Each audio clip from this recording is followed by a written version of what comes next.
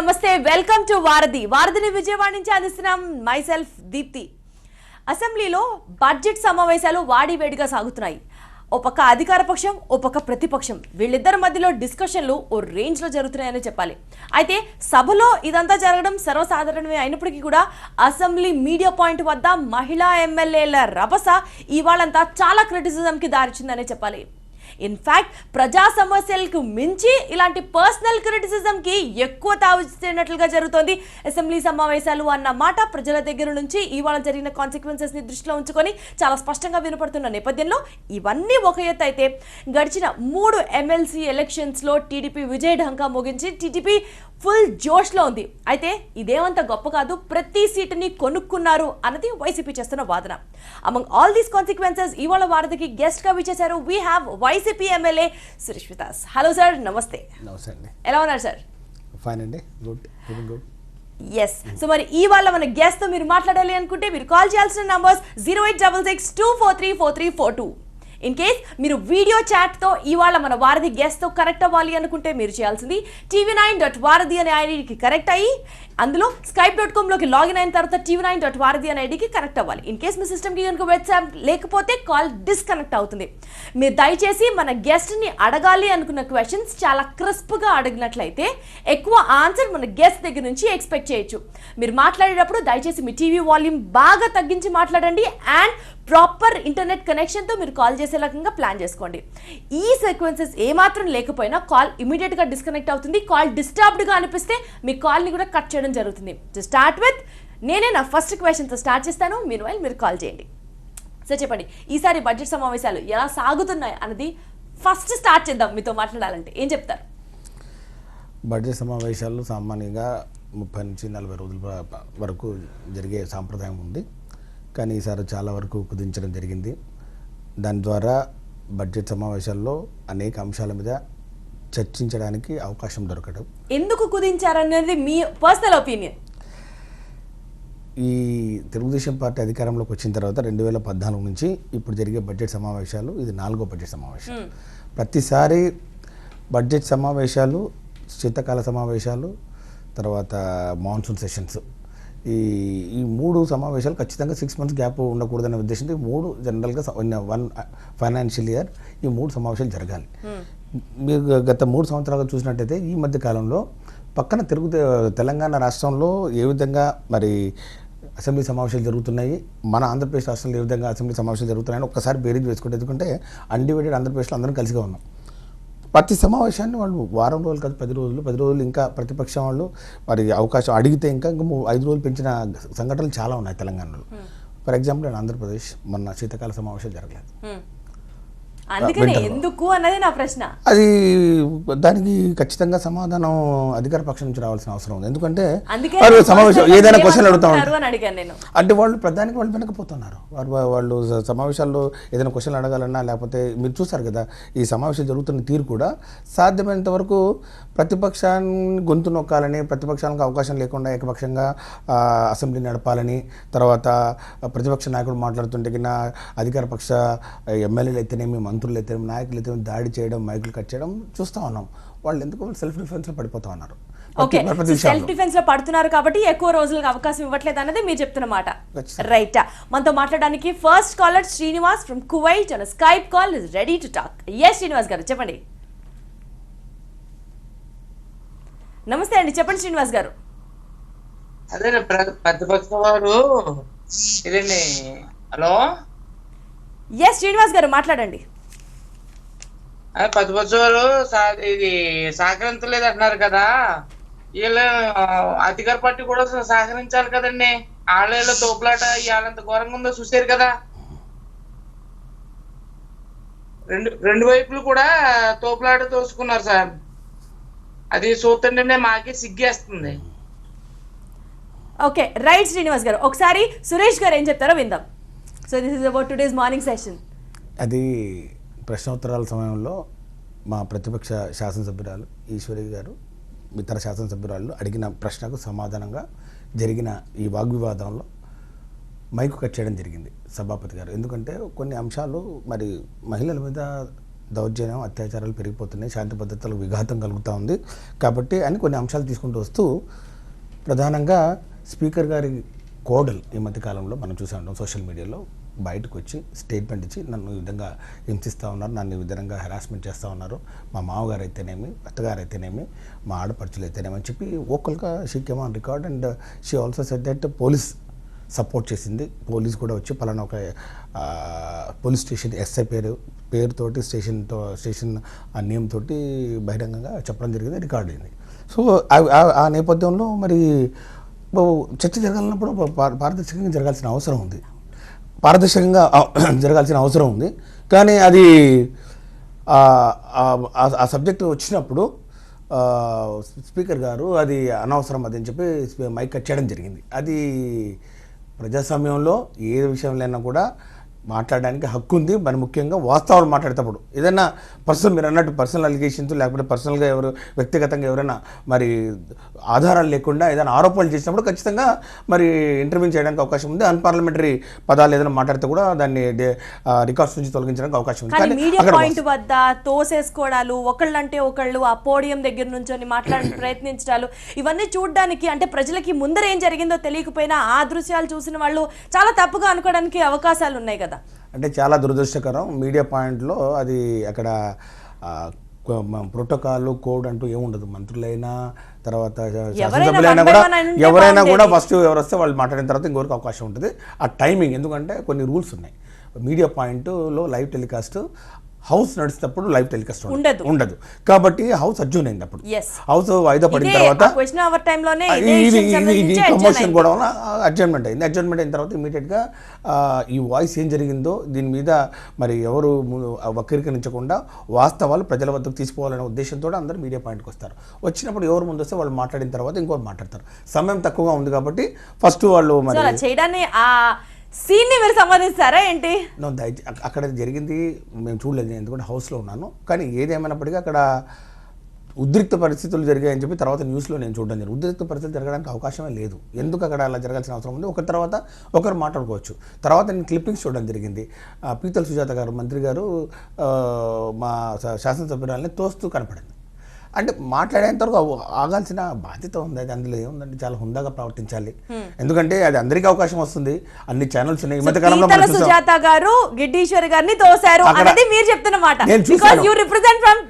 నేను చూశాను క్లిప్పింగ్స్ అదే చూస్తారు.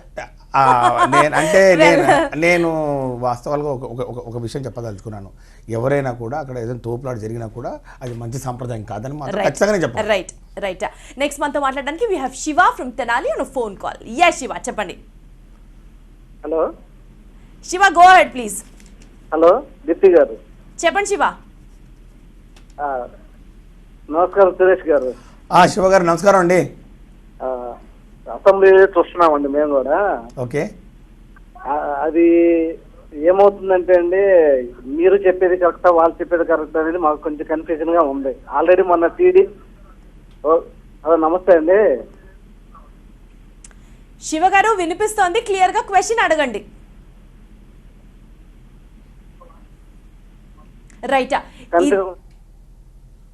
రైట్ శివ, ఫోన్ కాల్ చాలా డిస్టర్బింగ్ గా ఉంది. So phone call in case మీరు కనుక మాట్లాడాలనుకుంటే మీ టీవీ వాల్యూమ్స్ తగ్గించి చాలా క్లియర్ గా క్వశ్చన్ అడగండి.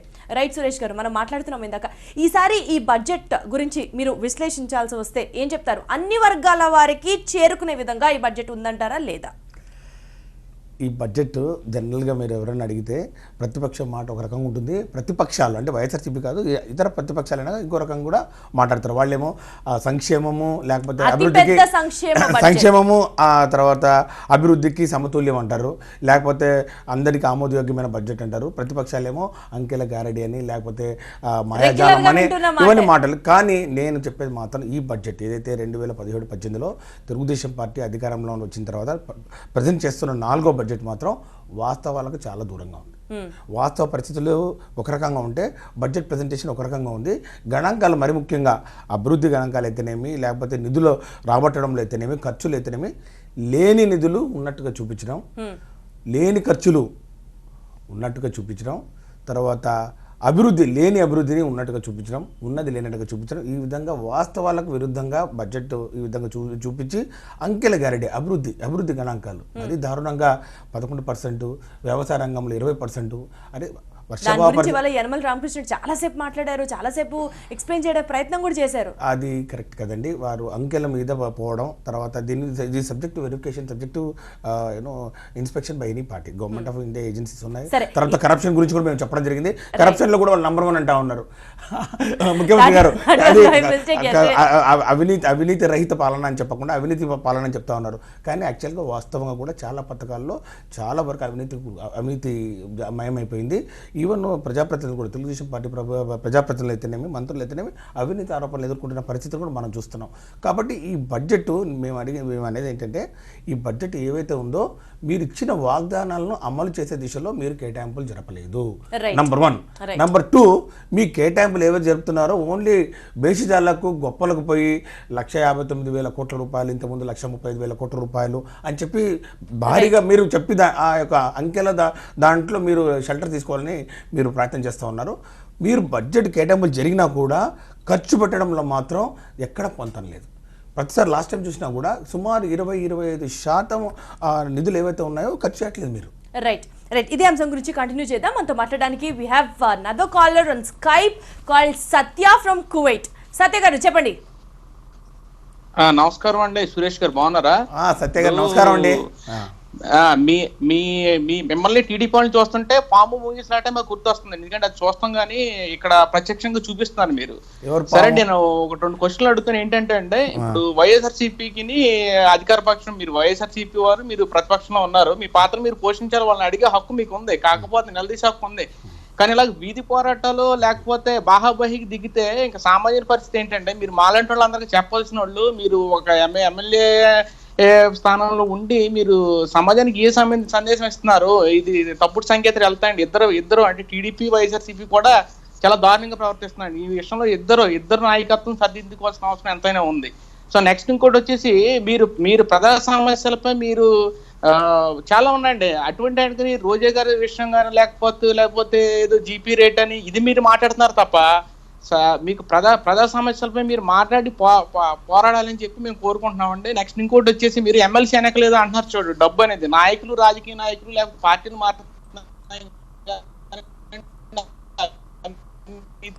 Right. Third question isn't clear Satya garu. So 2 questions కి సురేష్ గారు ఏం చెప్తారో let's hear it. First Satya garu ప్రధానంగా శాసనసభ్యుల బిహేవియర్ గురించి, వాళ్ళ నడవడిక గురించి, అంటే ప్రతిదాన్ని వైసీపీ క్రిటిసైజ్ చేస్తోందేమో అట్లని కాకుండా కూడా బాహాబాహికి దిగారని పదం కూడా వాడారు. సో బాహాబాహికి దిగడం అనేది మాత్రం నిజంగా కరెక్ట్ కాదు. ఎవరైనా కూడా వాళ్ళు కూడా మనుషులు ఉంటారు, భావోద్వేగాలు ఉంటాయి. కానీ మీరు ఒక బాధ్యత గల శాసనసభ్యులుగా ఉన్నప్పుడు భావోద్వేగాలను అంచుకోవాల్సిన అవసరం ఉంది. చాలా వరకు ఈరోజు జరిగిన సంఘటనలో సీనియర్ ఎమ్మెల్యేస్ అంటే 4 times 5 times అని I will not take the names, వారి పేర్లు తీసుకోను, కానీ వాళ్ళు కూడా మరి ఆ ఫ్లోలో కొన్ని పదజాలాలు మరి జారవిడిచిన పరిస్థితి మనం చూసాం. కొంతమంది హుందాగా అవి విత్డ్రా చేసుకున్నారు.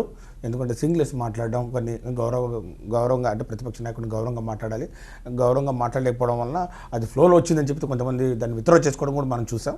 అది సత్య గారు గమనించారో లేదో, మరి అలాంటి శాసనసభ్యులు కూడా ఉన్నారు, అలాంటి మంత్రులు కూడా ఉన్నారు. జరిగింది కదా అలాంటి విషయాలు, కొట్టడాలు, గట్టిగా అరుస్తూ కొంతమంది వైసీపీ ఎమ్మెల్యేలు. అంటే నేను అనేది ఏంటంటే, రన్నింగ్ కామెంటరీ అనేది ఒక చెడు సాంప్రదాయం, అది వస్తూ ఉంది. అంటే మనుషులు మాట్లాడేటప్పుడు కొన్ని వాస్తవాలు కరెక్ట్గా చెప్పినప్పుడు ఆన్ రికార్డు కాకుండా ఆఫ్ రికార్డు వెనక నుంచి ఈ ప్రాంప్ట్లు వస్తూ ఉంటాయి. That's called as running commentary మా భాషలో.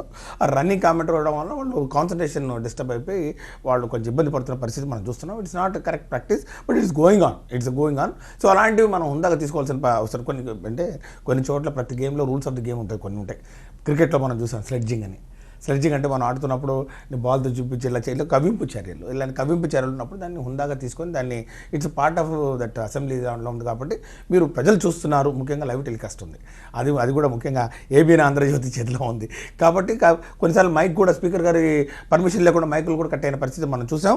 మరి ప్రతిపక్ష నాయకుడు కూడా సభాపతి దృష్టికి తీసుకొచ్చిన సంఘటన కూడా మనం చూసాం. So that actually I will not support. నేనైతే అలాంటి బిహేవియర్ను నేను ఖచ్చితంగా సమర్థించను. కానీ ఎవరైనా కూడా శాసనసభ్యులు, మరి మహిళలు అయితేనేమి, మరి పురుషులైతేనేమి భావోద్వేగాల్ని కంట్రోల్ చేసుకోవాలి, హుందాగా కొన్ని పదజాలాన్ని వాడాల్సిన అవసరం ఉంది. ఫర్ ఎగ్జాంపుల్ అబద్ధాలు మాట్లాడుతూ ఉంటారు, అబద్ధాలు అనేది సో అసత్యాలు అనాలి, సత్య దూరం అనాలి. సో కొన్ని ఉంటాయి, కొన్ని అలాంటివి మనం అలవర్చుకోవాల్సిన అవసరం ఉంది. ఫస్ట్ టైం వచ్చిన ఎమ్మెల్యేస్ ఉండొచ్చు, వాళ్ళైనా కూడా మరి 2-3 సెషన్స్ అయిపోయినా కాబట్టి చాలా సీనియర్ ఎమ్మెల్యేలు కూడా ఇదే మాటకి ఇదే ప్రాక్టీస్ లోకి దిగడం కూడా మనం చూస్తున్నాం, which is not correct and మారాల్సిన అవసరం ఉంది. తర్వాత ప్రజా సమస్యల గురించి మేము మాట్లాడలేదు ఎంతసేపు. ఈ బడ్జెట్ గురించి, జిఎస్డిపి గురించి, ఎకనామిక్స్ పూర్తి ఆర్థిక శాస్త్రంలోని మరి ఈ యొక్క గణాంకాలు అయితే ఈ సబ్జెక్ట్ గురించి మాట్లాడతాం, అది పార్ట్ ఆఫ్ ది బడ్జెట్. కానీ ప్రజా సమస్యల గురించి ఈరోజు ఖచ్చితంగా మేము ఒక అంశాన్ని లేవనెత్తాం, వాయిదా తీర్మానం కోరాం. ప్రజా సమస్యలు చాలా అతి ముఖ్యమైన అంశాలని చెప్పి దాన్ని వాయిదా తీర్మానం అంటారు. Rule 63 of the assembly code బుక్లో దాని ప్రకారం ఏదైనా matter of urgent public importance ఉన్నప్పుడు 5-6 మంది శాసనసభ్యులు సంతకం పెట్టి ఈ సబ్జెక్ట్ మేము డిస్కస్ చేయాలంటాం. అలాంటి సబ్జెక్ట్ ఈరోజు కరువు కట్టకాలు. రాష్ట్రంలో కరువు లైతాండం చేస్తూ ఉంది, చాలా మండలాలు కరువు మండలాలుగా డిక్లేర్ చేసి దాని మీద చర్చిద్దామని చెప్పి మేము చెప్పడం జరిగింది. కానీ ఇప్పుడు కాదన్నారు. ఇప్పుడు కాదన్నందుకు దాని మీద కూడా 10 నిమిషాలు సభను వాయిదా వేయడం కూడా జరిగింది. సో సమస్యలను డిస్కస్ చేయడానికి మేము వస్తాం, కానీ మా పరిధి కొంతవరకే అది. ఎందుకంటే ప్రభుత్వం ఎప్పుడైనా చూసారు కదా, అసెంబ్లీలో ఫస్ట్ ప్రిఫరెన్స్ మరి సభాపతి తర్వాత నాయకుడు, leader of the house is CM, తర్వాత నెక్స్ట్ లీడర్ ఆఫ్ అపోజిషన్ మరి ప్రతిపక్ష నాయకుడు, తర్వాత minister for legislative affairs, chief whip. వీళ్ళ ప్రకారం ముఖ్యంగా వాళ్ళకు కూడా మా శాసనసభ్యుల సంఖ్య ప్రకారం టైం కేటాయిస్తూ ఉంటారు. సో ఆ విధంగా మేము కొంచెం వీఆర్ ఎట్ డిఫెన్స్ అనమాట. అంటే మాకు కొంచెం సహజంగానే కొంచెం ఇబ్బందులు ఉన్న పరిస్థితి మనం చూస్తాము. అయినా కూడా మేము మాకు ఇచ్చిన సమయంలో ప్రజా సమస్యలు లేవనెత్తడానికి ఏదో ఒక రూపంలో, అంటే ప్రశ్నోత్తరాలు అయినా అవ్వచ్చు, 0 అవర్ అయినా అవ్వచ్చు, మీరు చెప్పినట్టు ఈ వాయిదా తీర్మానాన్ని దొరికినప్పుడల్లా ప్రజా సమస్యల గురించి మాట్లాడడానికి ప్రయత్నిస్తున్నారు అన్నది మీరు చెప్తున్నమాట. రైట్, నెక్స్ట్ మనతో మాట్లాడడానికి శ్యామ్ రెడీగా ఉన్నారు from Kuwait on Skype call. Shyam గారు చెప్పండి. నమస్తే మేడం గారు. నమస్తే అండి శ్యామ్ గారు చెప్పండి. నమస్తే మేడం గారు. చెప్పండి శ్యామ్ గారు. సురేష్ గారు బాగున్నారండి? శ్యామ్ గారు బాగున్నాం అండి, చెప్పండి మీరు ఎలా ఉన్నారు? సార్ ఈ రోజుని ఓకే, నిన్న ఎమ్మెల్సీ ఎలక్షన్ జరిగింది కదండి. ఎమ్మెల్యే ఎలక్షన్ గురించి చంద్రబాబు నాయుడు గారికి, జగన్మోహన్ రెడ్డి గారికి ఓకే, నిన్న ఎలక్షన్ జరిగింది కదండి. మీ కడప జిల్లాలోనే ఇక్కడ జగన్మోహన్ రెడ్డి గారు, చిన్నాన్న గారు, వివేకానంద రెడ్డి గారికి, ఇటు చూస్తే బీటెక్ రవి గారికి ఎలక్షన్ జరిగింది. అతను బీటెక్ రవి గారు ఓట్లు కొన్నారు, చంద్రబాబు నాయుడు గారు ఓట్లు కొనేశారు, డబ్బు ఇట్టి ఒక్కొక్క ఎంపీటీసీకి, జడ్పీటీసీకి 20 లక్షలు ఇచ్చారు, 25 లక్షలు ఇచ్చారు అంటున్నారు. అంటే జగన్ గారి దగ్గర డబ్బులు ఏదండి కొనడానికి? రైట్ శ్యామ్ గారు, ఒకసారి సురేష్ గారు ఏం చెప్తారో విందాం. శ్యామ్ గారు, ఆ విధంగా మీరు కడప ఎలక్షన్లో డబ్బులు ఇచ్చి కొన్నారు, మీరు కూడా కొనొచ్చు కదా అని చెప్పి మీరు ఒక ప్రశ్న వేశారు. డబ్బులు ఇచ్చి కొనడం కరెక్ట్ అండి? మీరు చెప్పండి. ముఖ్యంగా ప్రజాప్రతినిధులు వాళ్ళు ఓటర్లు కాదు, అంటే వాళ్ళు ప్రజలు కాదు, ప్రజల చేత ఆల్రెడీ ఎన్నుకోబడిన వాళ్ళు, అంతే కదా, లోకల్ బాడీస్ కదా, ఆల్రెడీ ఎంపీటీసీలో లేకపోతే జడ్పీటీసీలో ఎంపీపీలో ఆల్రెడీ ఎన్నుకోబడ్డారు. దాంట్లో వారు ఇండైరెక్ట్గా ఇప్పుడు మళ్ళీ డైరెక్ట్గా ఎమ్మెల్సీకి ఓట్లు వేయాల్సిన అవసరం ఉంది. ఒకసారి మీరు గమనించినట్లయితే సంఖ్యాబలం ఎవరికి ఉంది? 2014 ఎన్నికల తర్వాత సంఖ్యాబలము వైఎస్ఆర్సీపీకి 500 పైచులకు ఉంది, 520 టు బి వెరీ ప్రిసైజ్. అదే మన టీడీపీకి 303. అంటే మేము 217 ఓట్లు ఎక్కువ ఉన్నాం. 217 ఓట్లు ఎక్కువ ఉన్నా కూడా ఈరోజు మేము 35 ఓట్లతో ఓడిపోయినా ఉంటే 2014 తర్వాత ఏ విధంగా ఈ యొక్క ఫిరాయింపులను ప్రోత్సహించింది అధికార పక్షం. ఫిరాయింపులు ప్రోత్సహించి ఎంపీటీసీలు కాదు, జడ్పీటీసీలు కాదు, ఎంపీపీలు కాదు, మరి ఎమ్మెల్యేలు సైతం ఏ విధంగా పార్టీ ఫిరాయించడానికి వాళ్ళు ఎంకరేజ్ చేయడం ఇద్దరి తప్పే. ఫిరాయించడానికి ఎంకరేజ్ చేసిందంటారా? ప్రజా సమస్యల్ని తీర్చడానికి అధికార పక్షంలోకి చేరారు అన్నది ఎందుకు అనుకోకూడదు మనం? అది ప్రతిదీ మనం పార్టీ ఫిరాయింపు కోణంలోనే ఎందుకు చూడాలి? రాజ్యాంగపరంగా ఆ విధంగా వెసులుబాటు లేదు. ఒక పార్టీ గుర్తు మీద గెలిచిన తర్వాత, ఒక పార్టీ సింబల్ మీద ప్రజలు నేను ఎన్నుకున్న తర్వాత, పార్టీ ఎజెండా కట్టుబడి మీరు ఎన్నికైన తర్వాత ఆ పార్టీలో ఉండాల్సిన అవసరం ఉంది. లేదు మీరు అభివృద్ధి కోసం పోతున్నారంటే రాజీనామా చేసి మళ్ళీ ఎన్నికలే మళ్ళీ గెలిచి ఆ పార్టీకి పోవాలి. అంతేగాని ఈ విధంగా ఫిరాయించేసి నేను ఇప్పుడు అభివృద్ధి కోసం పోతున్నానంటే అది కరెక్ట్ కాదు. అభివృద్ధి ఎవరి అభివృద్ధి? పార్టీ చేయకుండా వెళ్ళారు అంటే that's only encouragement from the TDP ప్రలోభాలకు గురై అదే చెప్పాం కదా మేము ఖచ్చితంగా ఈరోజు మేము ఎప్పుడు ఈ యొక్క డబ్బుతో కూడిన రాజకీయం చేయదలుచుకోలేము. మేము ఎప్పుడైనా చూడండి, మీరు అదే అంటారు, మీరు గమనించినట్లయితే ఈరోజు వాళ్ళు చార్టెడ్ ఫ్లైట్లు ఎంగేజ్ చేశారండి. చార్టెడ్ ఫ్లైట్స్ ఎక్కడి నుంచి, మన హైదరాబాద్ నుంచి పాండిచ్చేరిని లేకపోతే 9 రిసార్ట్లలో వీళ్ళందరినీ పెట్టుకోవడం, క్యాంపు రాజకీయాలు చేయడం, డబ్బులు వెదజల్లడం, ఈ స్థాయికి బట్టి. సురేష్ గారు 300 కోట్లు కొన్ని ఓట్లు కొనడానికి టీడీపీ యూజ్ చేసిందని ఇవాళ మీ వాళ్ళే చెప్తున్న సంఘటన మనం చూసాము ఇవాళ అసెంబ్లీలో పొద్దు నుంచి. అయితే ఒక కాల్ తీసుకున్న తర్వాత ఇదే అంశం గురించి కంటిన్యూ చేద్దాం. Babu from Kuwait ready on Skype call. చెప్పండి బాబు గారు. హలో, నమస్కారం. బాబు నమస్తే. ఒకటి అసెంబ్లీలో రోజు రోజుకు ఇలా అట్లా మీరు కానీ అట్లా తెలుగుదేశం వాళ్ళు కానీ మీరు మాట్లాడకుండా ప్రజా సమస్యలు గాలికి వదిలేసి ఇట్లా మేము మాట్లాడిందే మీరు వినాలా, మీరు మాట్లాడిందే మేము వినాలా అని ఒకరికొకరు అనుకుంటే ప్రజా సమస్యలు ఎట్లా మీరు పరిష్కరించామని ఉండారన్నా?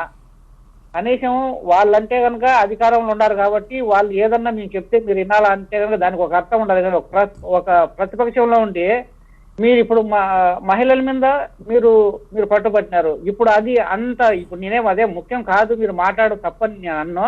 కాకపోతే కనుక ఇప్పుడు ఉండే సమస్యలు ఎన్నో ఉన్నాయి కదా, ఆ సమస్యలు వదిలేసి ఇది ఒక్క పాయింట్ను పట్టుకొని మీరు అసెంబ్లీని జరగకుండా చేయడం అనేది ఎంతవరకు సమంజసం ఉన్నా? మొన్నటి వరకు రోజా వండుకొని ఆయమను ఉపయోగించారు, ఈ బుద్ధి ఆయన లేదని చెప్పేసి ఇంకొక ఆయమను ఉపయోగిస్తాండ్రు. ఇది ఎక్కడి ప్రతిపక్షం ఉన్నా? ఇది కొంచెం అర్థం చేసుకుని ప్రజా సమస్యల మీద కొంచెం పోరాడతారని నేను ఆశపడతానన్నా. రైట్ బాబు గారు, రైట్ చెప్పండి. బాబు గారు, ఇప్పుడు మహిళల మీద అత్యాచారాలు, మహిళల మీద దౌర్జన్యాలు, మహిళల మీద భద్రత అనేది ప్రజా సమస్య కదా, మహిళల సమస్య కదా.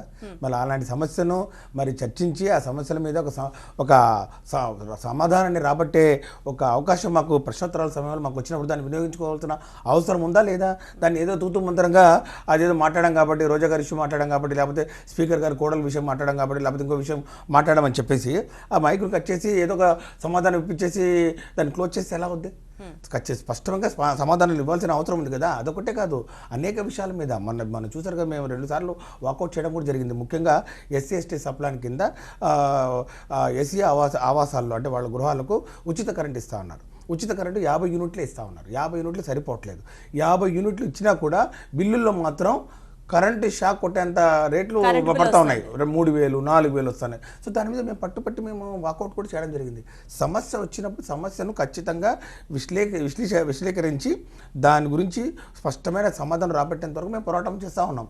అది ఏదో ఒక ఫామ్లో వస్తుంది, అంటే క్వశ్చన్ ఆన్సర్ రావచ్చు, లేకపోతే బడ్జెట్లో రావచ్చు, లేకపోతే గవర్నర్ తీర్పుకు మన స్పీచ్కు సమాధానం ఇచ్చే మన ప్రక్రియ, ధన్యవాదాలు తెలిపే ప్రక్రియ కావచ్చు, అనేక అంశాలు ఉంటాయి. సో కాబట్టి మేము ఎప్పుడు మీరు చూసింది ఈ అంశంలో మేము పట్టుబట్టామని చెప్పి ఇది ఒకటి మీరు గమనిస్తూ ఉన్నారు. కానీ మీరు ఒకసారి రెగ్యులర్గా, మరి బాబు గారు రెగ్యులర్గా టీవీ మన అసెంబ్లీ ప్రొసీడింగ్స్ చూస్తారో లేదో తెలియదు, కానీ మీరు ఒకసారి చూసినట్లయితే ఈ యొక్క 10 రోజుల్లో మేము ఎన్నిసార్లు వాకౌట్ చేసాం, ఎన్నిసార్లు ఏ సమస్యల మీద మాట్లాడడం జరిగింది, రైతుల మీద అయితేనేమి, ముఖ్యంగా గిట్టుబాటు ధర ఇవ్వడంలో ఏ విధంగా రాష్ట్ర ప్రభుత్వం విఫలమైంది, వ్యవసాయం రంగంలో ఏ విధంగా ముఖ్యంగా ఈ యొక్క మన రైతుల ఆత్మహత్యల గురించి మేము ఈ విధంగా వాకౌట్ చేయడం జరిగింది, ముఖ్యంగా ఈ నిరుద్యోగ భృతి గురించి అనేక అంశాల మీద ఈరోజు ఒక అన్ని ప్రజలకి సంబంధించిన ఒక్కొక్కరు అంటే సమాజంలో ఇప్పుడు రైతులు ఉంటారు, యువత ఉంటుంది, మహిళలు ఉంటారు, తర్వాత ఉద్యోగస్తులు ఉంటారు, తర్వాత విద్యార్థులు ఉంటారు. ఎవరి సమస్య వచ్చినప్పుడు దాని ప్రకారం మేము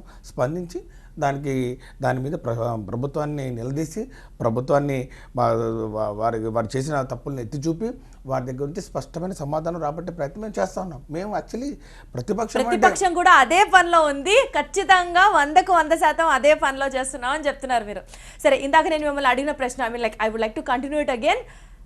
ఎస్, నేను మిమ్మల్ని క్వశ్చన్ అడిగే లోపు నాదో కాలర్ నాగార్జున ఫ్రమ్ కువైట్ సిద్ధంగా ఉన్నారు. ఎస్ నాగార్జున గారు చెప్పండి. నమస్కారం అన్నా. నాగార్జున గారు నమస్తే అమ్మా. బాగున్నారన్నా? బాగున్నామ్మా, ఫైన్ అమ్మా. మీరు ఎట్లా ఉన్నారు? ఒకసారి ఆంధ్రప్రదేశ్ రాజకీయాల పరిస్థితి చాలా ఘోరంగా ఉన్నాయన్నా.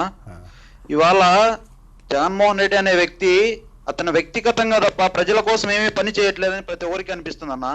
అదేవిధంగా భూమా నాగిరెడ్డి గారికి అసెంబ్లీ నివాళులు అర్పించే విషయానికి వస్తే చాలా బాధాకరం అన్న అది జరగడం.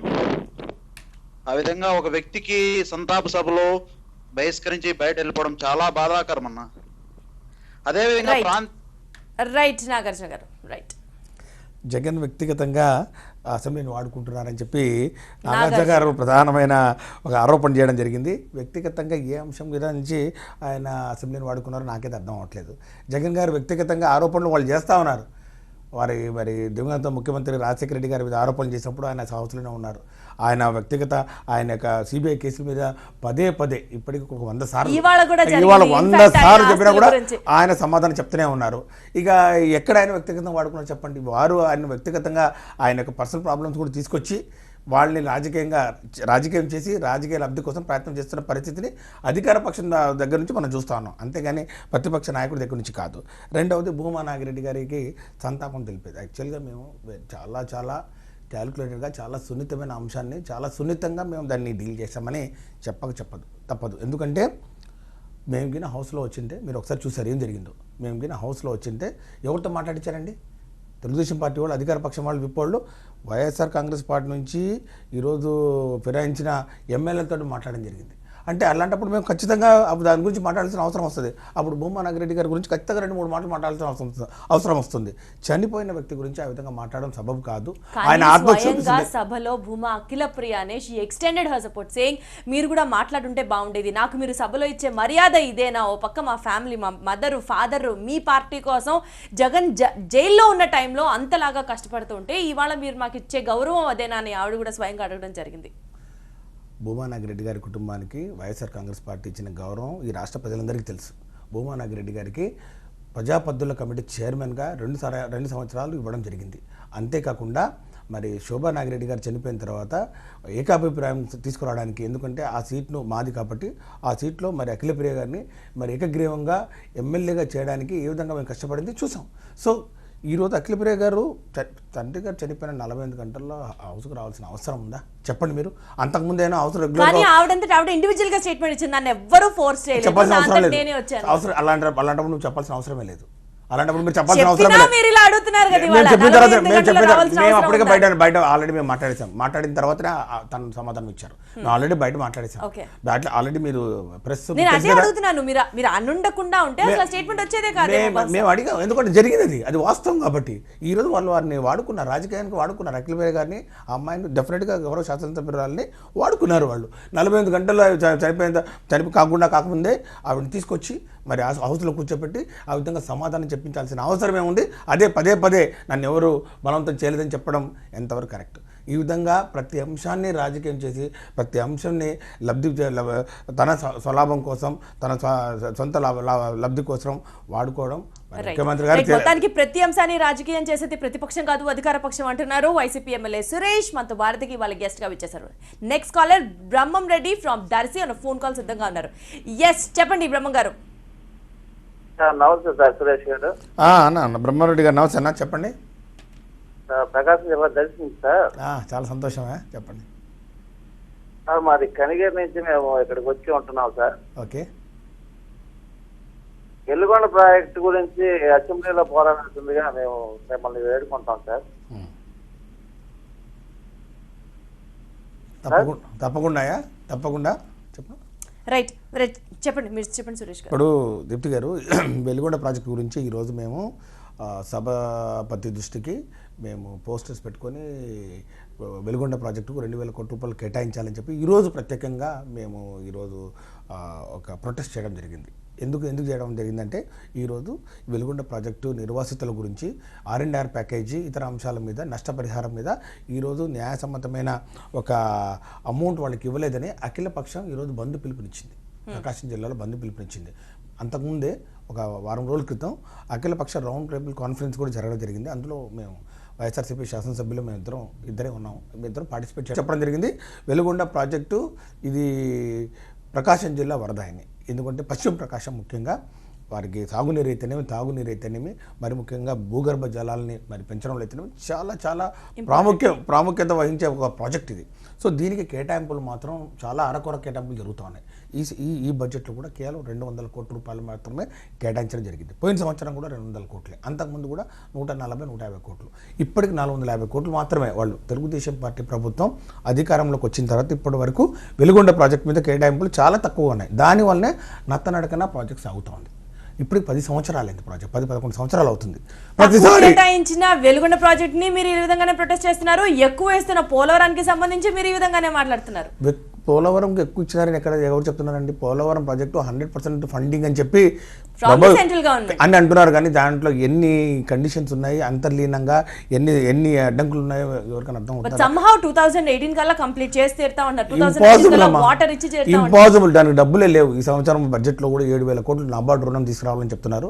ఆ 7,000 కోట్లు నాబార్డు రుణంకి చాలా కష్టంగా వస్తాయి. ఎందుకంటే ఆ నాబార్డు రుణంకి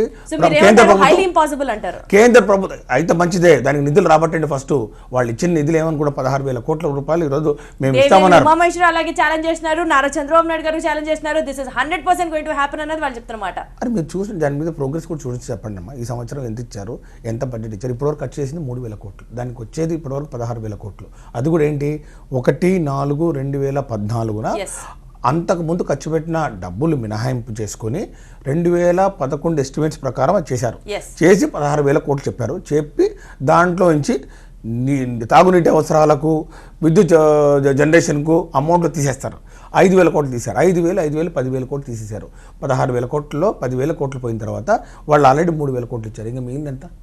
కాబట్టి ఏంటి, రివైజ్ ఎస్టిమేట్స్ అంటే సవరించిన అంచనాలు 2014-15 నాటికి ఉన్న రేట్లతోటి మళ్ళీ సవరించిన అంచనాలతో ఎస్టిమేట్ చేయాల్సిన అవసరం ఉంది. అది కూడా కేంద్ర ప్రభుత్వం నుంచి రాదు, కేంద్ర ప్రభుత్వం నుంచి రాదు, అది నాబార్డు నుంచి తీసుకురావాలి. నాబార్డుకి ఈరోజు వాళ్ళు ఇచ్చింది నిధులు కేంద్ర ప్రభుత్వం బడ్జెట్లో చూపించారు. 40,000 కోట్ల రూపాయలు ఇచ్చారు. 40,000 కోట్లు 29 రాష్ట్రాలకు ఇచ్చినప్పుడు మీకొకరికే 7,000 కోట్లు ఏ విధంగా ఇస్తారు? మీరు బడ్జెట్లో పెట్టింది 7,000 కోట్ల రూపాయలు. సో కాబట్టి నిధులు రాబట్టండి అని చెప్తున్నాం. అక్కడ నుంచి తీసుకొచ్చింది మీరు సాగునీటి ప్రాజెక్టులకు మీరు 10,000, 12,000 కోట్లు అని చెప్తున్నారు, కానీ ఖర్చు చేయడంలో అంత చూపించట్లేదు. దట్టు ఆ నిధులు రాని నిధులు వస్తాయనేలాగా చూపిస్తూ ఉన్నారు. కనీసం ఇప్పటికైనా ముఖ్యంగా ఈ వెలుగొండ ప్రాజెక్టు వారు అడిగినట్టు, బ్రహ్మారెడ్డి గారు అడిగినట్టు, వెలుగొండ ప్రాజెక్టుకు ఖచ్చితంగా మాకు 1000 కోట్లు కూడా ఇస్తే మీరు అది కంప్లీట్ అవుతుంది. ఎందుకంటే దాంట్లో ప్రధానమైన అడ్డంకి ఆ టనల్, 18 కిలోమీటర్ల టనల్ కొట్టాలి. అది ఇప్పటికే 13 కిలోమీటర్లు మాత్రం కొట్టడం జరిగింది. ఒక్క సైడ్ నుంచి టనల్ కొడితే సరిపోదు. ఇప్పుడు ఈ మధ్యకాలంలో ముఖ్యమంత్రి గారు కూడా అంటా ఉన్నారు, రెండో సైడ్ నుంచి కూడా టనల్ కొట్టడానికి మాకు అభ్యంతరం లేదని. ఖచ్చితంగా ఒకవేళ అదిగిన వీలైతే రెండో సైడ్ నుంచి కూడా టనల్ కొట్టాల్సిన అవసరం ఉంది. దానికి సేమ్ గుత్తదారికి ఇస్తారో, ఇంకో గుత్తదారికి ఇస్తారో, ఇంకో కాంట్రాక్ట్ ఇస్తారో మాకు తెలియదు, కానీ ఆ వెసులుబాటు ఉండి టెక్నికల్గా అదిగిన ఫిజిబిలిటీ ఉంటే రెండు పక్కల నుంచి టనల్ కొట్టమనండి. రెండు పక్కల పనులు వేగవంతం చేయాలి, నిధులు కేటాయింపులు జరగాలి. రైట్, మనతో మాట్లాడడానికి next caller Vinod from Hyderabad, ready on Skype call. yes Vinod, చెప్పండి. నమస్తే సురేష్ గారు. వినోద్ గారు నమస్తే అండి. 2 క్వశ్చన్స్ అడగాలండి. చెప్పండి ప్లీజ్. హలో, చెప్పండి వినోద్ గారు, ఐ కెన్ హియర్ యు. ఒకటి కడప మన సీట్ గురించి అండి. టీడీపీ వాళ్ళు మనీ పెట్టి సీట్లు కొంటున్నారు అని ముందే మీకు తెలిసినప్పుడు మేము 100 సీట్స్ మెజారిటీతో గెలుస్తామని మీరు ఎలా చెప్పగలిగారండి? అదొకటి. రెండోది, పాస్ట్ 20-25 ఇయర్స్ నుంచి కడపలో మీరే విన్ అవుతా వచ్చారు. మరి 20-25 ఇయర్స్ నుంచి మీరెన్ని డబ్బులు ఇచ్చి కొన్నారు? మీరు స్వచ్ఛందంగా గెలిచి ఉంటే ఇప్పుడు టీడీపీ వాళ్ళు కూడా స్వచ్ఛందంగా గెలిచారు అని మీరు ఎందుకు అని చెప్పలేరు? రైట్ వినోద్ గారు, యాక్చువల్లీ 1-2 క్వశ్చన్స్ నావి వినోద్ను కూడా కలిపేసి అడిగేశారు మిమ్మల్ని, సో దట్ నా జాబ్ కొంచెం ఈజీ అయింది. ఇప్పుడు చెప్పండి. నేను ఆల్రెడీ సమాధానం చెప్పడం జరిగింది కడప గురించి. టీడీపీ వాళ్ళు ఇందులో డబ్బులు ఒకటే కాదు, డబ్బులు ప్రమేయం ఒకటే కాదు, ఇంకా అధికార దుర్వినియోగం అయితేనేమి, మరి ముఖ్యంగా క్యాంపు రాజకీయాలతోటి ఓటర్స్ ఎవరైతే ఉన్నారో ఎమ్మెల్సీ ఎలక్షన్స్ లో వైసీపీ క్యాంప్ రాజకీయాలు చేయలేదా అండి? క్యాంప్ రాజకీయాలు అంటే సహజంగానే ఎవరికి వాళ్ళు వాళ్ళ సభ్యుల్ని కాపాడుకోవడానికి ప్రయత్నం చేస్తారు. కానీ భయభ్రాంతులకు గురి చేయడం అంటే కన్నా అధికారం అడ్డు పెట్టుకుని భయభ్రాంతులకు గురి చేయడం అనేది వేరే. అంటే దాని మీద ఒక బార్ కోడ్ ఉంటుంది. మీరు ఎవరికి ఓటేసినా కూడా మేము ముందే తెలుస్తుంది. ఓటేసినారంటే మళ్ళీ తర్వాత మేము ఏం చేస్తామో తెలియదు అని చెప్పి ఈ విధంగా అధికారాన్ని అడ్డం పెట్టుకొని భయభ్రాంతులకు గురి చేయడం మనం ఇంతకుముందు కూడా చూసాం. జిల్లా పరిషత్ ఎలక్షన్ చూసాం. ఫర్ ఎగ్జాంపుల్ నెల్లూరు జిల్లా పరిషత్ ఎలక్షన్, కర్నూలు జిల్లా పరిషత్ ఎలక్షన్స్లో కూడా జడ్పీటీసీలు బలం ఉన్నా కూడా ఈ విధంగా అధికారాన్ని అడ్డు పెట్టుకుని ప్రకాశం జిల్లాలో కూడా ఎమ్మెల్సీ ఎలక్షన్స్ కి సంబంధించి చాలా చోట్ల వైసీపీ తమ క్యాండిడేట్స్ ని నిలబెట్టలేదు. ప్రత్యేకంగా మేము గెలుస్తాము అని చెప్పి 3 స్థానాల్లో నిలబెట్టడం జరిగింది. 3 స్థానాల్లో క్లీన్ స్వీప్ టీడీపీ చేసింది. మీరు చెప్పింది కరెక్టే. మేము ఎందుకు నిలబడలేదంటే ఎక్కడైతే సంఖ్యాబలం లేదో అక్కడ మేము ఇదే స్టేట్మెంట్ చెప్తున్నారు, సంఖ్యాబలం లేదో అని. సంఖ్యాబలం మాకు 200 పైచిలకు ఉందని పదే చెప్పడం జరిగింది. 2014లో జరిగిన ఎన్నికల్లో వైఎస్ఆర్సీపీకి 500 పైచిలకు 520 స్థానాల్లో మేము గెలవడం జరిగింది. వాళ్ళు కేవలం 303. కానీ సంఖ్యాబలం వాళ్ళు లేకపోయినా ఏ విధంగా వాళ్ళు నిలబెట్టారు అంటే వాళ్ళు ఏదో ఒక విధంగా ఈరోజు ప్రలోభాలకో లేకపోతే ఇంకో దానికో భయభ్రాంతులకో లేకపోతే ఇంకో దానికో వాళ్ళు గురి చేసి వాళ్ళందరి చేత ఓటు వేయించుకోవాలని ఉద్దేశంతోనే కదా వాళ్ళు నిలబడింది. వినోద్ అడిగిన ప్రశ్న దీనికి సంబంధం ఏందండి? కరెక్ట్ గా మీరు అది గెస్ట్ చేసినప్పుడు వాళ్ళు ఇలా చేస్తారు అన్న గెస్ట్ మీకు ఉన్నప్పుడు ఈ 3 స్థానాల్లో కూడా మీరు నిలబెట్టకుండా ఉండాల్సింది.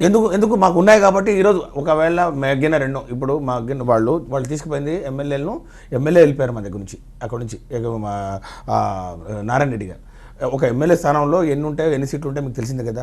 ఎమ్మెల్యే వెళ్ళిపోయి తర్వాత ఇంకొంతమంది ఎంపీపీలు వెళ్ళిపోయినా జడ్పీటీసీలు పోయినా కూడా మేము ఎన్ని ఓట్లతో వాళ్ళు గెలిచారండి? అక్కడ ఎన్ని ఓట్లతో గెలిచారు వాళ్ళు? అంటే అర్థం ఏంటి? వాళ్ళు డబ్బులు ఇచ్చి ప్రలోభాలు పెట్టి భయభ్రాంతకు గురి చేసినా కూడా చాలా మంది అక్కడ ఓట్లు వేయలేదు.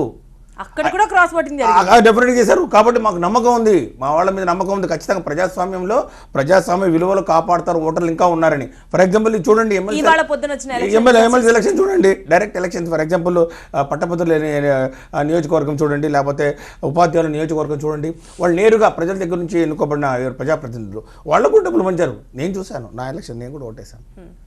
నేను కూడా గ్రాడ్యుయేట్ ఎలక్షన్లో ఓటేశాను. మేము చూసిన పక్కన కూర్చున్న అటుపక్క నుంచి గ్రాడ్యుయేట్ ఎలక్షన్స్లో వాళ్ళు డబ్బులు విచ్చలవిడిగా పంపిణీ చేస్తూ ఉన్నారు.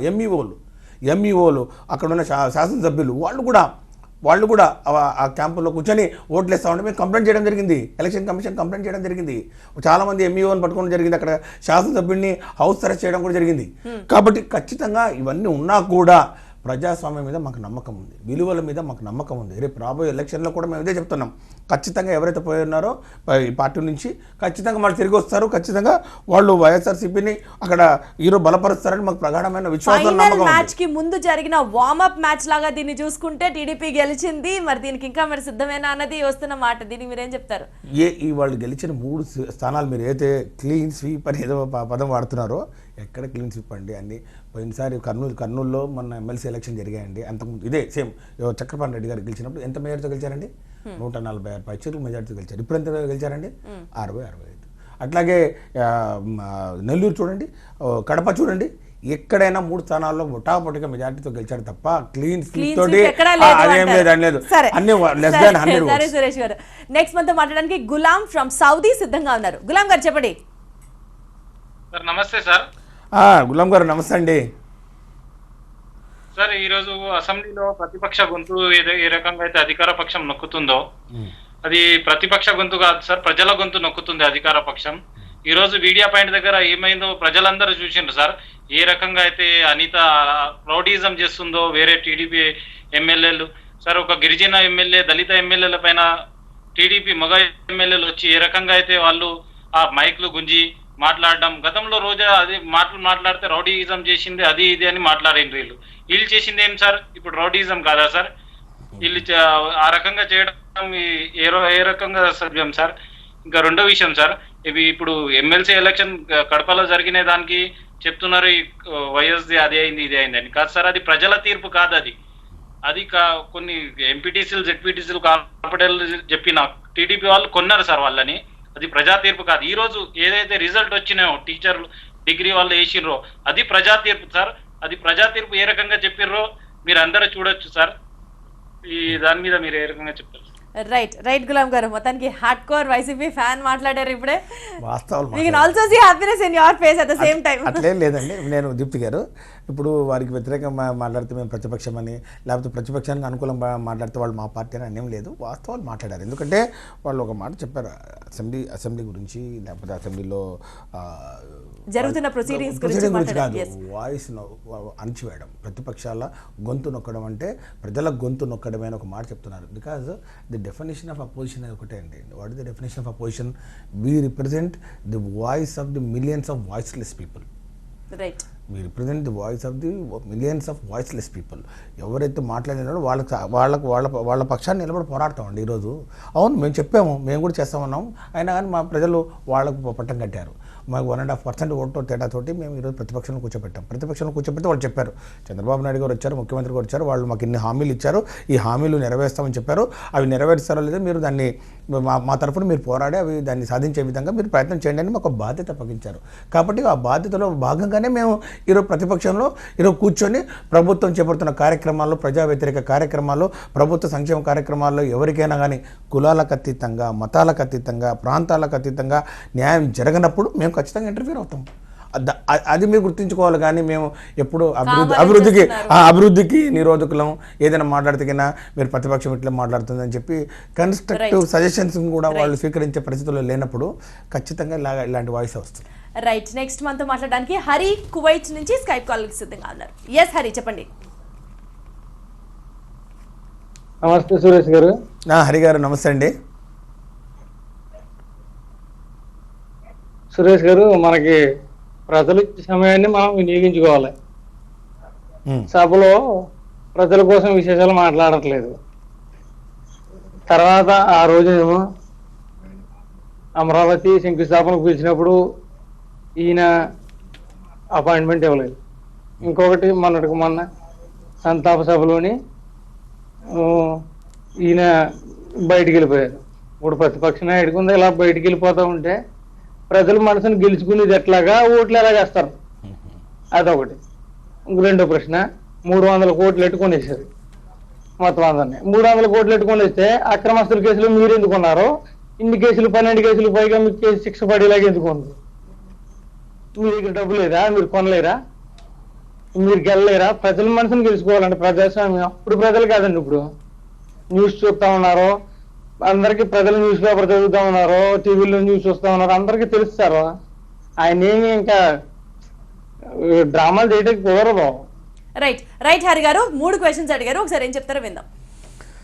సమయం సరిగా వినియోగించుకోవట్లేదు అసెంబ్లీలో. మేము ఖచ్చితంగా చెప్తాం ఒకటే మాట, ఈ సమయం ఎంత ఎక్కువ ఉంటే మాకు అంత మంచిది.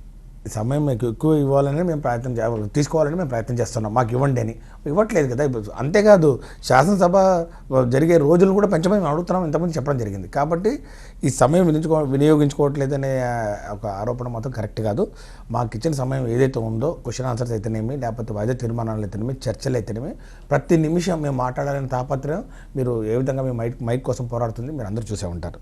ఇకపోతే 300 కోట్లు అక్రమ ఆస్తులు, జగన్ గారు అక్రమ ఆస్తులు ఎందుకున్నారని, జగన్ గారి మీద అక్రమ ఆస్తుల కేసులు 11 ఛార్జ్ షీట్లు ఏవైతే ఉన్నాయో, లేకపోతే ఏ విధంగా సిబిఐ అతను మరి మా నాయకుడి మీద కేసులు పెట్టిందో అందరికీ తెలుసు, ఈ దేశ ప్రజలందరికీ తెలుసు. ముఖ్యంగా బీజేపీ ఆ రోజు మరి అపోజిషన్లో ఉన్నప్పుడు బీజేపీ స్పోక్స్ పర్సన్గా నిర్మలా సీతారామన్ గారు, ఇప్పుడు ఎవరైతే ఉన్నారో నిర్మలా సీతారామన్ మంత్రిగా ఉన్నారో, నిర్మలా సీతారామన్ గారు అప్పుడు స్పోక్స్ పర్సన్గా ఉన్నప్పుడు స్పష్టంగా అనేక టీవీ ఇంటర్వ్యూలో కూడా చెప్పడం జరిగింది, సిబిఐని ఏ విధంగా వాళ్ళు వ్యక్తిగతంగా మరి వారి యొక్క కక్ష సాధింపు చర్యలకు వాడుకుంటున్నది, ముఖ్యంగా జగన్ మీద ఏ విధంగా కేసులు బనాయిస్తుంది వారే చెప్పారు.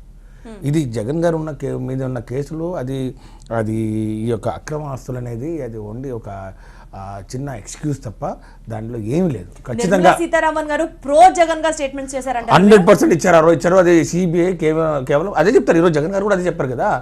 రాజశేఖర రెడ్డి గారు బతుకున్నప్పుడు, జగన్ గారు కాంగ్రెస్లో ఉన్నప్పుడు ఇద్దరు మంచోళ్ళే. ఎప్పుడైతే వీరు కాంగ్రెస్ నుంచి విభజించి బయటకు వచ్చి ఎంపడపడి కేసులు బనాయించడం జరిగింది. 1 కాదు, 2 కాదు, 3, 11 కేసులు అయినా కూడా స్టేలు తెచ్చుకోలేదు. వాళ్ళ మాదిరి ముఖ్యమంత్రి చంద్రబాబు నాయుడు గారి మాదిరి స్టే తెచ్చుకోలేదు. పోరాడారు, జైలుకి వెళ్ళారు, వచ్చారు. ఈరోజు ఆ కేసుల గురించి పోరాడుతూ ఉన్నారు. ఎంతకాలమైనా పోరాడతారు. ఖచ్చితంగా ఈ కేసుల నుంచి కడిగిన ముత్యంలాగా బయటకు వస్తారని ప్రగాఢమైన విశ్వాసం ఉంది అందులో. ఎందుకంటే అదంతా అలిగేషన్స్, అదంతా ఓన్లీ ఆరోపణలు, అవన్నీ నిజ నిర్ధారణ జరగలేదు. ఇంకా వాళ్ళు 1,00,000 కోట్లని 10 సార్లు 100 సార్లు అడిగినా ఈ రాష్ట్ర ప్రజలు నమ్మే పరిస్థితులు లేరు.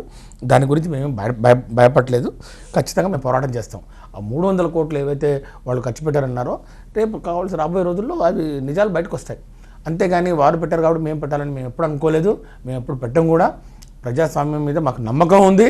ఖచ్చితంగా ఎవరైతే ఈరోజు మరి పార్టీ ఫిరాయించి అక్కడికి వెళ్ళారో వారు ఇప్పటికే మార్పు వచ్చింది వాళ్ళు. ఈరోజు చూసారు ఎలక్షన్లో వాళ్ళు ఈరోజు మరి కర్నూలులో గెలిచిన ఎమ్మెల్సీ గారు వాడు ఇంకా బాధపడుతున్నారు, మా మెజార్టీ ఇంతేనా, ఇంకా ఎక్కువ రావాలని. ఎందుకు వస్తుంది ఎక్కువ? మీకున్నారు అంతమంది సభ్యులు, లేరు కదా, మరి ఎందుకు ఎక్కువ వస్తుంది అంటే మీరు వేరే విధంగా మీరు ఎక్కువ సభ్యుల్ని మీరు లొంగ తీసుకొని మీరు ఆశపడ్డారు. అయినా కూడా ప్రలోభాలు మీరు పెట్టినా కూడా, మీరు వారిని చార్టర్డ్ ఫ్లైట్లో తీసుకెళ్ళినా కూడా, క్యాంప్ రాజకీయాలు చేసినా కూడా, చాలా మంది పెట్టినా కూడా, అయినా కూడా చాలా మంది వైఎస్ఆర్సీపీకి ఓటేసిన పరిస్థితి ఈరోజు మనం చూసాం. 3 సీట్లో less than 100 majority. Right next మనతో మాట్లాడడానికి Madhubabu from Vijayawada ready on phone call. Yes Madhu garu చెప్పండి. సార్ నమస్తే సార్. మధు గారు నమస్తే అండి. సార్ ఇప్పుడు ఒక question sir. Sir Chandrababu Naidu గారు సీనియర్ పొలిటీషియన్ సార్, ఆయనకి ఒక గౌరవం అనేది ఇవ్వాలి సార్ అసెంబ్లీలో.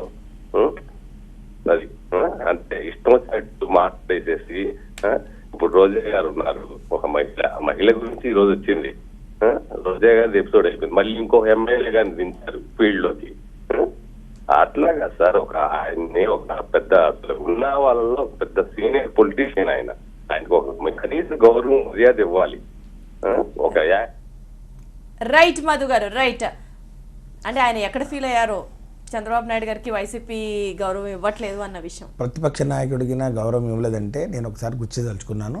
ప్రతిపక్ష నాయకుడు ముఖ్యమంత్రి గారిని పేరు పెట్టి పిలిచినప్పుడు ఎప్పుడైనా కూడా 10 సార్లు చంద్రబాబు నాయుడు గారు అండ్ గారు అని 10 సార్లు చెప్పడం మీరందరూ చూసే ఉంటారు. మరి ఎక్కడ ఆయనకు అగౌరవపరిచామో నాకు అర్థం అవ్వలేదు. ఇక ముఖ్యమంత్రి గారు మాట్లాడేటప్పుడైనా లేకపోతే ఇంకా వేరే మాట్లాడేటప్పుడైనా కానీ వాస్తవాలకు విరుద్ధంగా ఎవరైనా మాట్లాడేటప్పుడు అది చట్టసభల్లో దాని గురించి మరి ప్రొటెస్ట్ చేసే హక్కు అందరికీ ఉంది. ఎవరైనా కూడా ప్రతిపక్ష నాయకుడు మాట్లాడుతున్నప్పుడు కూడా అధికార పక్షం ఆ విధంగానే అడ్డు తగులుతుంది. మరి ప్రతిపక్షంలో ఉన్నప్పుడు అధికార పక్షం వాళ్ళు మాట్లాడుతున్నప్పుడు కూడా అడ్డు తగులడం అది సహజం. అందులో తప్పుపడాల్సిన అంశమే లేదు. అగౌరవంగా ఎప్పుడైనా మాట్లాడినా అదేదో miscommunication. Last time call money sex racket విషయంలో రోజా గారు మాట్లాడారని చెప్పి ఒక మాట నేను మాట్లాడదలుచుకోలేదు అన్నమాట. దానివల్ల కొంచెం ఇబ్బందికరమైన పరిస్థితులు ఎదుర్కోవడం, దానివల్ల సస్పెన్షన్ గురి కావడం, దాని మీద అన్నీ చెప్పడం జరిగింది. కాబట్టి సాధ్యమైనంత వరకు ఎవరైనప్పటికీ అసభ్య పదజాలం వాడినా, అన్పార్లమెంటరీ వర్డ్స్ వాడినా, ఒక వ్యక్తిని కులం పరంగా, ప్రాంతం పరంగా, భాష పరంగా కించపరిచే విధంగా ఎవరైనా మాట్లాడినా కూడా అది కరెక్ట్ కాదు. అది సభా గౌరవానికి తగదు. సభా హుందాతనాన్ని కాపాడాల్సిన బాధ్యత ప్రతి ఒక్కరి మీద ఉంది. వైఎస్ఆర్సీపీ కాదు, టీడీపీ కాదు, బీజేపీ కాదు. Right next Krishna from Nandyal ready on phone call. Yes Krishna garu చెప్పండి. హలో చెప్పండి కృష్ణ గారు. ఎమ్మెల్సీ ఎన్నికల్లో గెలిచినారంటున్నారు కదండి. కృష్ణ గారు మాట్లాడండి. ఎమ్మెల్సీ ఎన్నికలలో గెలిచినారని చెప్తున్నారండి. ఉపాధ్యాయ ఎన్నికలలో కూడా వైఎస్ఆర్సీపీ వారు గెలిచినారు కొంతమంది. అసలు వాళ్ళ పేర్లు కూడా చెప్పడం లేదు కొంతమంది. ఎందుకని? రైట్ చెప్పండి సురేష్ గారు. మేము అదే బాధపడుతున్నాం అండి. మీడియా, ముఖ్యంగా మీడియా అయితే ప్రింట్ మీడియా, ఎలక్ట్రానిక్ మీడియా వాస్తవాలను కరెక్ట్గా ప్రజలకు చేరవేయాల్సిన బాధ్యత వారి మీద ఉంది. ఇప్పుడు ఎలక్షన్ జరిగే చూడండి, ప్రత్యక్ష ఎలక్షన్లు, తర్వాత పరోక్ష ఎలక్షన్లు. అంటే ఈ ప్రత్యక్ష ఎన్నికలు మన పట్టభద్రుల నియోజకవర్గం అయితేనేమి, అట్లాగే ఉపాధ్యాయుల నియోజకవర్గం, అది కూడా ఈక్వల్ ఇంపార్టెంట్. అది కూడా ఖచ్చితంగా అది మా పార్టీల పరంగా బలపరిచిన అభ్యర్థులు ఉన్నారు. మరి ఆ ఎలక్షన్లో గెలిచినప్పుడు మీరు కూడా చెప్పలేదు. మీరు కూడా ఓన్లీ మూడు ఎమ్మెల్సీ సీట్లు స్వీప్ అయినాయి అని మీరు టీడీపీ స్వీప్ అని చెప్తా ఉన్నారు. ఇటుపక్క కూడా చెప్పాలి కదా. ఈ కూడా గ్రాడ్యుయేట్ ఎమ్మెల్సీ ఎలక్షన్స్ అయితేనేమి, లేకపోతే టీచర్స్ ఎమ్మెల్సీ ఎలక్షన్స్ అయితేనేమి అక్కడ వాళ్ళు ఓడిపోయారు. ఆ పదం కూడా చెప్పాలి. అది కూడా ప్రత్యక్ష ఎన్నికల్లో అది కూడా గ్రాడ్యుయేట్స్, అది కూడా టీచర్స్, అంటే మేధావి వర్గం, సమాజంలో ఉన్న మేధావి వర్గం. అక్కడ కూడా మీరు ఈ విధంగానే మీరు ప్రలోభాలకు వాళ్ళని గురి చేశారు. అక్కడ కూడా మీరు అయినా కూడా వాళ్ళు చేశారు అంతే. కాబట్టి ఈ రెండు పబ్లిక్ దగ్గరికి తీసుకోవాల్సిన బాధ్యత ప్రెస్ మీద ఉంది. 4th ఎస్టేట్ అది జరగలేదు, చాలా బాధాకరం. రైట్ యాక్చువల్లీ అండి, కేవీపీ రామచంద్రరావు గారు ప్రవేశపెట్టిన బిల్లుకి సంబంధించి మాట్లాడాల్సి వస్తే అది చర్చకి రానివ్వకుండా కాంగ్రెస్ అడ్డుకుంటుంది ముఖ్యంగా అని చెప్తున్నారు. ఇది మీరు అయితే ఎలా చూస్తారు? ప్రత్యేక హోదా గురించి మీరు మాట్లాడుతున్నారు. ప్రత్యేక హోదా గురించి ఈరోజు తెలుగుదేశం పార్టీ ఏ విధంగా ద్వంద్వ వైఖరి అవలంబిస్తుంది, ఏ విధంగా 2-4 ధోరణులతో మాట్లాడుతూ ఉంది మనందరం చూస్తున్నాం. రాష్ట్రం లోపల ఒక మాట, రాష్ట్ర వెలుపల ఇంకో మాట మాట్లాడుతున్న పరిస్థితి మనం చూస్తున్నాం. వైఎస్ఆర్సీపీ మాత్రం ఒకే మాట మీద ఉంది. మేము ప్రత్యేక హోదాకు కట్టుబడి ఉన్నాం. ప్రత్యేక హోదా కోసం మేము పోరాడుతున్నాం.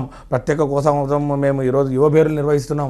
ప్రజల దగ్గర పోతున్నాం. యువతను చైతన్యవంతం చేస్తున్నాం. ప్రత్యేక హోదా ముగిసిన అధ్యాయం కానే కాదు. అదేదో వాళ్ళు మాట్లాడుతున్నాడు. రాష్ట్ర విభజన జరిగినప్పుడు అప్పుడు వైఎస్ జగన్మోహన్ రెడ్డి సైలెంట్ గా కూర్చొని ఇవాళ రోజున రాష్ట్ర విభజన జరిగిందని, అలాగే అన్యాయం జరిగిందని, ప్రత్యేక హోదా వస్తేనే న్యాయం జరిగిందని ఎందుకు మాట్లాడుతున్నారు? ఎప్పుడు ఊరుకో కూర్చోలేదండి, కామ్గా కూర్చోలేదు. మరి ఎందుకు వాళ్ళు ఆ విధంగా మరి దుష్ప్రచారం చేస్తున్నారు నాకైతే తెలియదు. కానీ ఆ రోజు వారు కూడా వెల్లోకి వెళ్ళి మరి ఆ ప్లే కార్డ్ పట్టిన పరిస్థితి కూడా చెప్పడం జరిగింది. 100% జరిగింది. ఇప్పటికి కూడా మా వైఎస్ఆర్సీపీ ఎంపీలు పార్లమెంట్లో పోరాటం చేస్తున్నారు. ఎన్నోసార్లు సభను మరి స్టాల్ చేసే మరి సంఘటనలు చాలా వరకు మనం చూసాం. అనేక మా ఎంపీ గారు, ఒంగోలు ఎంపీ గారు కూడా ఒక ప్రైవేట్ బిల్లు కూడా పెట్టడం జరిగింది. కేవీపీ గారు ప్రైవేట్ బిల్లు కూడా మేము మద్దతు ఇస్తామని చెప్పాం. ప్రత్యేక హోదా కోసం పోరాడుతున్న ఏ పార్టీతోనైనా కూడా మేము కలిసి పనిచేయడానికి సిద్ధంగా ఉన్నాం. రాబోయే ఎన్నికల్లో కూడా ప్రత్యేక హోదా అనే ఒక అజెండా మీద మేము పోవడానికి కూడా సిద్ధంగా ఉన్నాం. Right. Vamsi from Bhimavaram ready on uh phone call. చెప్పండి వంశీ గారు. హలో వంశీ గారు మాట్లాడండి. మేడం, అది సార్ సురేష్ గారితో మాట్లాడాలనుకుంటున్నాను మేడం నేను. వంశీ గారు చెప్పండి. సార్ చెప్పండి వంశీ గారు. అది రోజా గారిని అంతే ఎందుకు ఇబ్బంది పెడుతున్నారు మేడం? ఒకసారి అది సార్తో మాట్లాడాలనుకుంటున్నాను, సురేష్ గారితో. రోజా గారిని బాగా ఇబ్బంది పెడుతున్నారు మేడం సార్. వంశీ గారు మీరు అన్నది కరెక్టే. ఎందుకంటే శాసనసభ రూల్స్ ప్రకారం ఏ వ్యక్తిని కూడా 1 సంవత్సరం పాటు సస్పెన్షన్కు గురి చేసే అధికారాలు లేవు. ఒకవేళ సభాపతి ఒక ప్రత్యేక అధికారం నాకు ఉందని చెప్పి వారు చేస్తే తప్ప. ఎందుకంటే ఎప్పుడైనా కూడా ఏదైనా మరి ఈ విధంగా సభా గౌరవానికి ఏదైనా భంగం వాటిల్లినా, లేకపోతే సభా సాంప్రదాయాన్ని గౌరవించలేకపోయినా, సభలో అనుచిత రీతిలో ప్రవర్తించినా కూడా ఏదో ఒక సెషన్కు మాత్రమే సస్పెండ్ చేసే మరి ఒక రూల్ ఉంది. ఈరోజు ఆ రూల్ను కాదని మాకున్న విస్తృత అధికారాలను మేము వినియోగించుకుంటాం, మాకు సర్వాధికారాలు ఉన్నాయని చెప్పి సభాపతి చేత ఓకే. ఎందుకంటే సభాపతి అంటే కన్నా జనరల్గా అధికార పక్షం ఏం చెప్తే దాని ప్రకారం పోతారు, అంతే కదా. ఇప్పుడు గవర్నర్ గారు ఉంటే గవర్నర్ గారు ఏంటి మన అధికార పక్షం క్యాబినెట్ ఏది చెప్తే క్యాబినెట్ ప్రకారం పోతుంది. ప్రెసిడెంట్ కూడా అట్లాగే కేంద్ర క్యాబినెట్ ఏది చెప్తే దాని ప్రకారం పోతుంది. సో సస్పెన్షన్ టైం కంప్లీట్ అయిపోయింది కదా. ఆయన సస్పెన్షన్ 1 year వేయడమే చాలా దురదృష్టకరం, చాలా అమానుషం. అది ప్రజాస్వామ్యాన్ని కూని చేసినట్టు. దానికి తోడు మళ్ళా ఇంకొక సంవత్సరం పాటు సస్పెన్షన్కు పొడిగించడం అనేది ముఖ్యంగా ప్రివిలేజ్ కమిటీ రికమెండ్ చేయడం, సిఫార్సు చేయడం మాత్రం ఇంకా దారుణం. అంటే ఇప్పుడు ప్రివిలేజ్ కమిటీలో చైర్మన్ కూడా రికమెండేషన్, ఫైనల్ డెసిషన్ స్పీకర్ ఏం తీసుకుంటారు అన్నది నిజంగా ఇట్ ఇస్ స్టిల్ మోర్ ఏం చెప్తారు అన్నది. But privilege committee motion already వాళ్ళ తీర్మానం లేకపోతే వాళ్ళ రిపోర్ట్ ఆల్రెడీ టేబుల్ మీద ఉంది. దాంట్లో 1 year మళ్ళీ ఎక్స్టెన్షన్ కోసం రికమెండ్ చేయడం జరిగింది. దాని మీద నిజంగా చర్చ జరగాల్సిన అవసరం ఉంది. లేకుంటే కూడా 4 టీడీపీ నుంచే ఉన్నారు కదా, సో ఆబ్వియస్లీ అదే ఎక్స్పెక్ట్ చేయొచ్చు. మేము అక్కడ కూడా వ్యతిరేకించడం జరిగింది. అక్కడ కూడా మీరు సాక్ష్యాలు సరిగా లేవని చెప్పడం జరిగింది, సాక్ష్యాలు ట్యాంపరింగ్ చేయడం జరిగిందని చెప్పడం జరిగింది. ఆ క్లిప్పింగ్స్ ఏదైతే ఉన్నాయో సభాపతి అనుమతి లేకుండా విప్ గారు బయటకు తీసి దాన్ని ట్యాంపర్ చేశారని చెప్పి మా అభియోగం. దాని మీద ఎంక్వైరీ జరగలేదు. దాని మీద మేము కూడా నోటీసులు ఇవ్వడం జరిగింది. ఈరోజు సూర్యారావు గారు చైర్మన్గా ఈరోజు వాళ్ళు ఈ విధంగా ఏకపక్షంగా ఈ యొక్క రికమెండేషన్స్ సిఫార్సులు చేస్తూ సభలో ప్రవేశపెట్టడం అనేది చాలా దురదృష్టకరం. దాని మీద పరిపూర్ణంగా చర్చ జరగాలి, దాని మీద వాస్తవాలు బయటికి రావాలి. ఇది మాత్రం దారుణం. ఖచ్చితంగా దీని గురించి మరి అధికార పక్షం ఆలోచన చేయాలి. ప్రజలు ఏ విధంగా చెప్తున్నారో రోజా గారికి అన్యాయం జరిగింది. ఈ అంశంకి సంబంధించి స్పీకర్ ఎటువంటి డెసిషన్ తీసుకుంటారు అన్నది నిజంగా ఇప్పటి వరకు కూడా చాలా ఆసక్తి రేకెత్తించే విషయం అనే చెప్పాలి. అయితే నెక్స్ట్ మనతో మాట్లాడడానికి కాలర్ మాజిద్ ఫ్రమ్ చీరాల సిద్ధంగా ఉన్నారు. మాజిద్ గారు చెప్పండి. సరే అన్నయ్య, నమస్తే అన్నయ్య, సురేష్ అన్నయ్య. నమస్తే. మొదటగా మీకు జైభీం అన్నయ్య, వేటపాలెం నుంచి నేను మాట్లాడుతున్నాను. అన్న, ఈ వైఎస్ఆర్సీపీ కాంగ్రెస్ మన టీడీపీ అనేది కొట్టుకుంటున్నారు అంటున్నారు.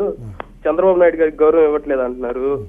ఇవన్నీ చూస్తుంటే వాళ్ళు బాగా సీనియారిటీ, మీరు ప్రతిపక్షం చిన్నదనుకోండి, మిమ్మల్ని బుజ్జిగించే ప్రయత్నం చేయాలి కానీ మీ తిరగిల్లి జోల పడతా ఉంటారు ఏందన్నయ్య వాళ్ళు. అదొక క్వశ్చన్. తర్వాత ఎస్సీ ఎస్టీకి సప్లాన్స్ నిధులు అది అంటున్నారు. మరి అవన్నీ ఎక్కడ ఇస్తున్నారు, ఏం చేస్తున్నారో చెప్పట్లేదు. తర్వాత అమరావతిని అభివృద్ధి చేశానంటారు, ఫ్లెక్సీల్లో బ్రహ్మాండమైన ఫోటోలు చూపిస్తారు. అవన్నీ ఎక్కడున్నాయి? వీటి గురించి చెప్పండి అన్నయ్య. మరి ఈ విధంగా చట్టసభల్లో వాళ్ళు ప్రవర్తించే తీరు బాగలేదని మీ మీద ప్రధానమైన ఆరోపణ.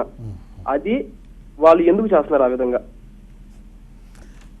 ఇప్పుడు అదే సామెత ఉన్నట్టు చేసిన తప్పులు వాళ్ళే. సభలో మరి ఈరోజు అగౌరవంగా మీరు చూసారు ఫస్ట్ 2 బడ్జెట్ సెషన్స్లో ఏ విధంగా దాడి, మంత్రులు అయితేనేమి మరి అట్లాగే అధికార పక్షం సామెత కంప్లీట్ చేయాలంటే అదేదో మొగుడిని కొట్టి మోసాలకు ఎక్కినట్టు అదే చెప్తారు మా పల్లెటూరు సామెత. చేసిన తప్పు మీరే చెప్పి, అంటే హిందీలో అడిగిన చోర్ డాంటే కొత్త వాళ్ళకు అన్నట్టు హిందీ సామెత ఒకటి ఉంది. అంటే తప్పు చేసి వాళ్ళే మళ్ళీ చోర్ చోర్ చోర్ అని అరిచినట్లు. సో చేసిన తప్పు మీరే మళ్ళీ పదే పదే మేము అగౌరవపరుస్తున్నాం, మేము ఆటంకం కలిగిస్తున్నాం చెప్పడం ఎంతవరకు సమంజసం? మంత్రులు అయితేనేమి, అధికార పక్షంలో ఉన్నటువంటి ఎమ్మెల్యేలు అయితేనేమి, ఒక్క సభ్యులు ముఖ్యంగా మా ప్రతిపక్ష నాయకులు లేస్తే 10 మంది అటాక్ అవ్వడం, 5 మంది ఇవ్వడం, వారికి అవకాశాలు ఇవ్వడం, ఏదైనా క్లారిఫికేషన్ అంటే మైక్ కట్ చేసిన వెంటనే స్పీకర్ పోడియాన్ని 10 మంది వైసీపీ ఎమ్మెల్యేలు చుట్టుముట్టడం కూడా కరెక్ట్ కాదండి. అంటే మాకు వేరే మార్గం లేదు, ఇంకా మాకు వేరే మార్గం లేదు. ఎందుకంటే మా వాయిస్ వినిపించాల్సిన అవసరం ఉంది. మీరు ఏదో ఒక విధంగా వెళ్ళిపోవడం అనేది ఇది చెడు సంప్రదాయం కాదు, ఎక్కడైనా జరిగేది అంశం అదే. ఇంకా మాకు వేరే గత్యంతరం లేక మేము వెళ్ళి స్పీకర్ గారిని మేము అడుగుతూ ఉన్నాం, నిలదీస్తూ ఉన్నాం. ఇది ఎంతవరకు కరెక్ట్? ఏ రూల్ ప్రకారం మీరు డిస్కనెక్ట్ చేస్తున్నారు స్పీకర్ మన మైక్ను? ఏ రూల్ ప్రకారం ఈరోజు మాకు మాట్లాడే అవకాశం ఇవ్వట్లేదని మేము పదే అడగడానికి మేము వెళ్తా ఉన్నాం. అది మాకున్న హక్కు కాబట్టి అందులో ఇబ్బంది ఏం లేదు.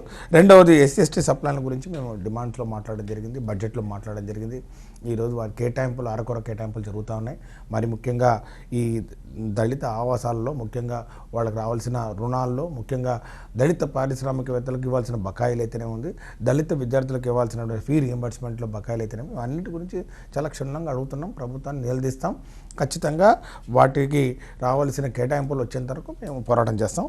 అమరావతి గురించి అది lesser we talk better it will be, ఎందుకంటే దాని గురించి చెప్పడం జరిగింది. ఆ బొమ్మలు కూడా సాక్షాత్తు సచివాలయంలో ఆ గ్లాసుల మీద, డోర్ల మీద పెద్ద పెద్ద ఈ ప్లాన్స్ ఏదైతే మన డిజైన్ ఉన్నాయి కదా, మన ఎలివేషన్స్ ప్లాన్స్ ఒక వేస్తాం కదా మనం ఆర్కిటెక్ట్ దగ్గర నుంచి, అన్ని ప్లాన్స్ అంటే ఆ ప్లాన్స్ వాళ్ళు ఏదైతే వేసారో 2 సంవత్సరాల క్రితం, ఆ plans are no more relevant. ఎందుకంటే అప్పటికే వాళ్ళు మార్చేశారు. ఎందుకంటే డిజైన్స్ ఏవైతే డిజైన్స్ ఉన్నాయో, ఎలివేషన్స్ ప్లాన్స్ వాళ్ళు సింగపూర్ కంపెనీ తీసుకొచ్చారో అవి రిజెక్ట్ చేశారు. దాని తర్వాత ఇప్పుడు మళ్ళీ లండన్ నుంచి తీసుకొస్తున్నారు. తర్వాత వాళ్ళు ఏమంటున్నారు, ఇది ఎంత బాహుబలి సినిమాల్లో లాగా I don't think so but it should be more realistic. We can see big things but on screen, not on the walls of the secretariat is what you say. Anyways, it's so wonderful talking to you today in our show, Andy. Thank you so much, Suresh garu, guest ga vichesnanduku, college tho maatladinanduku. It was nice having you today in our show. Motaniki idi valti varadi. Maranni latest updates kosam chustune undandi TV9.